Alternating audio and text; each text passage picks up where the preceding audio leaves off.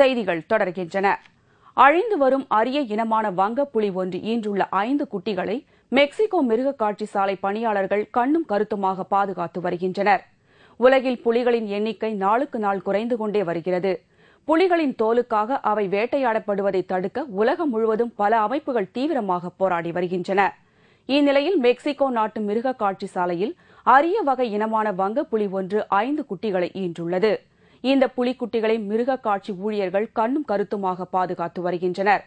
அண்மையில் மெக்சிகோ நாட்டை ஜோவா என்ற பெயரிடப்பட்ட சூறாவளி புயல் காற்று தாக்கிய தினத்தன்று இந்த 5 குட்டிகளும் பிறந்ததாகவும் தற்போது அவை நல்ல உடல்நிலையுடன் இருப்பதாகவும் மிருக காட்சி சாலை மருத்துவர் தெரிவித்தார்.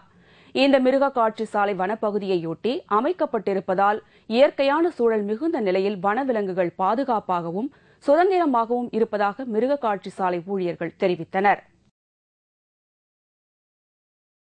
பொலிவியாவில் பருவமழை தீவிரமடைந்ததை அடுத்து பெய்த கனமழை காரணமாக பல இடங்களில் நிலச்சரிவு ஏற்பட்டதோடு வெள்ளம் கரைபுரண்டு ஓடுகிறது. லத்தீன் அமெரிக்க நாடுகளில் ஒன்றான பொலிவியாவில் பருவமழை தீவிரமடைந்துள்ளது. இதன் காரணமாக பெய்த கனமழையால் அந்த நாட்டின் தெற்கு பகுதியான சாண்டா ரோசா நகரின் பெரும்பான்மையான இடங்களில் வெள்ளம் கரைபுரண்டு ஓடுகிறது.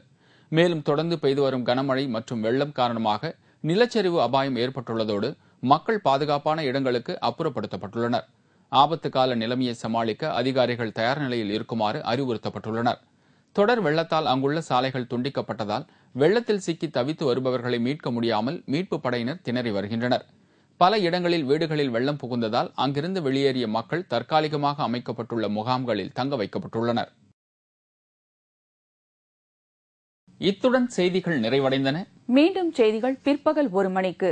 உங்களது பிரச்சனைகளுக்கு உடனடி தீர்வு காண 30134600 என்ற கேப்டன் டிவியின் தொலைபேசி எண்ணிற்கு தொடர்பு கொள்ளவும். வணக்கம்.